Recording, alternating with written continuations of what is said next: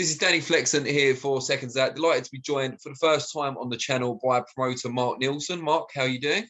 Yeah, very well, thanks. A little bit tired after doing my second show in just over 2 weeks. So, yeah, I'm all good, thanks. Yeah, you were out in Bracknell last Yeah, night as we talk now. yeah, Bracknell How, last night, cracking little show actually. yeah, were you pleased with how it turned out? I was. There's some decent fights on there. There's a couple of lads on there who've been out for a year or two, so it's good to get them back out. And they're in some good fights. Some of them are fighting journeymen, but these journeymen came to fight, and they really put it on these guys who are a bit rusty. Everyone expects the left-hand side of the card to win, don't they? Easily, but it's not always like that. We finished off with Andre Grant, top of the bill. He'd been out for 26 months or something like that, and it was stopped down in the first round and finished him off in the sixth round. Great fight, great main event. So yeah, we're quite happy how it went. How has it been adjusting from there not being much going on during the pandemic, particularly on the small hall scene, to where we are now, like as you said, 2 shows in 3 weeks? It's different times. I think my last show pre-COVID was like November 2019, and that seems so easy to put together. I mean, these last couple of weeks, if I say it's taken 10 times as much effort putting the cards together, that's probably an understatement. It's just, so I'm glad now we've got a little bit of a break. We're not out now again until March, and I'm glad it's Sunday and I can take a breather and relax a bit. What have been the challenges in comparison to what it was like before? Just give us a kind of few bullet points of what's been more difficult now.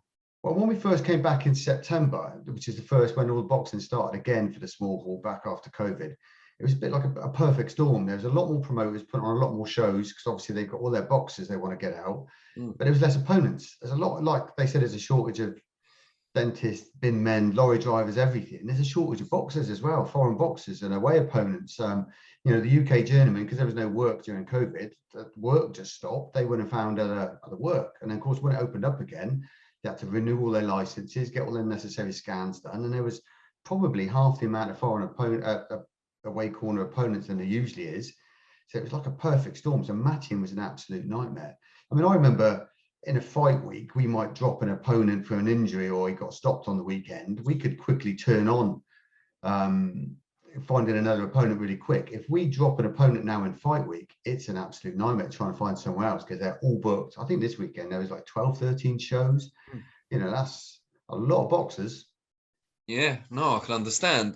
How has it been during the pandemic itself? Presumably boxing's not your only source of income, but has it been a struggle? Look, personally, I miss boxing. I miss sitting at ringside. It's not my sort of main business. I've got other business interests that can keep the lights turned on. So that's all right. It's the boxers you feel for, though, right? There's all these gym owners, their business is just shut. And the boxers, a lot of them now are doing it full time with sponsors. They just stopped. So I think there was a little joke. There's a lot of fat boxers around during COVID, but and they're slowly coming back into it. But we're all right. We're just glad to be back, really. Did you see many of your fighters walk away from the sport during the period?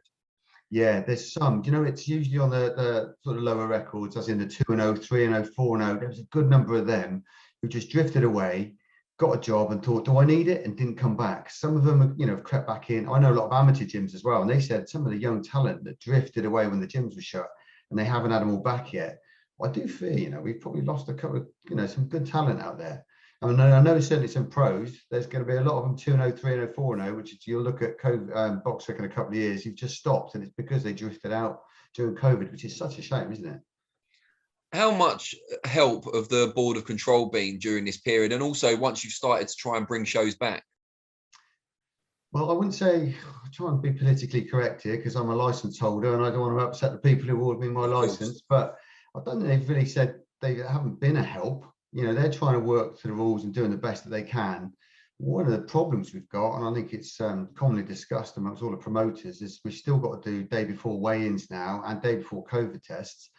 So, but of course, and that's put more pressure on getting matched because these like away corner fighters, they've got to take a day off work now on a Friday. When they would have come down on a Saturday afternoon, done a weigh-in, seen the doctor, fought Saturday night and gone home. Now they've got to have a day off on a Friday, which means some of them can't always do that. They've got so we've got to pay them more money. We've got to put them and their second up in hotels. The costs have gone up, and the availability is less. So I don't really see, I mean, there's new variants coming in and it might make it a reasonable thing to do. But before that, it did seem a bit unreasonable. You could do a lateral flow on a Friday afternoon, go and watch a football match and, go watch in a 10,000 seat stadium and turn back up again Saturday and fight. So there's been some frustration with that. Overall, I think, their intentions are in the right place, but that's causing some problems. So you might have to pay more for the boxers if they have to take an extra day off. Plus, you've got the burden of the testing costs as well. Yeah, absolutely. And usually so if we're bringing foreigners in, they're coming in on a Thursday. So we've got the Thursday night, the Friday night, the accommodation. I reckon the cost of putting on a show now compared to 2019, my costs are probably up 50%. My income hasn't come in, my prices haven't gone up for my ticket prices. You can't, so my purses have gone up, hotels, extra costs. I got paid for 3 nurses to do these COVID tests, and up, my opponent costs are higher. So costs are up, income can't go up to match it. So, we're all taking a bit of a hit. I think some of the promoters, I have heard, even considering where they're going to carry on and they just might manage. So aside from the day before weigh-ins, which you've talked about, what else could be done, do you think, to help the situation, whether it's rule changes or just stuff that could help to bring the cost burden down? Well, that day before thing is the killer. That's the main thing. What I found as well is that the board seemed to be far more picky on bringing foreign opponents in. Opponents that were being just nodded through, they're being a lot more selective. I don't know what's going on. We never get to know. We just get a message, this boxer wasn't approved. But I think for one fighter last week, I was putting boxers through, which looked all right on BoxRec. Check them out on YouTube. And then we put it through to the board. Sorry, it's not approved. Or no narrative to give you a description on reason for it. So that's making it pretty challenging as well. So you've got all this day before stuff. Plus they're knocking back a lot of the foreign boxers. It's making it really challenging. Yeah, I can imagine. I wonder if that's to do with the COVID side and being more stringent generally and people coming into the country, but I don't know. Yeah, but what we'd like is them to give us a bit of feedback. Because if you were getting there, here guys, this is what we're doing. This is why we're doing it. Hope you understand, but this is the reason behind it. But we're not. We're just getting computer says no, which makes it frustrating for us because therefore you're going to keep putting these guys forward, thinking. I told someone on Monday we had a fight fall through from the Bracknell show.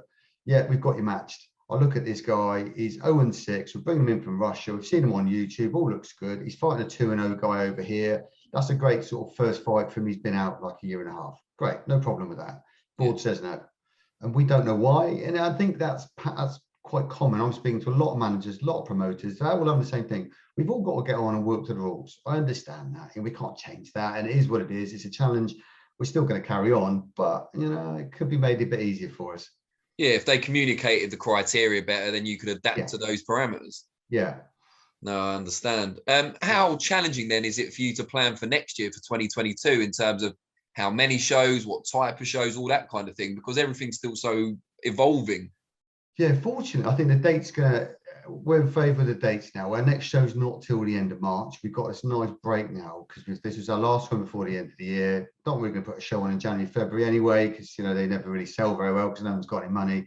So we've got this natural break. If we were putting a show on in a couple of weeks and then another one a couple of weeks after that, I might be reconsidering whether I actually put them on, to be all honest with you. So this break, I'm hoping that things might change. These journeymen who drifted away and haven't renewed the licenses are all back. Some more foreigners that come back into the fold.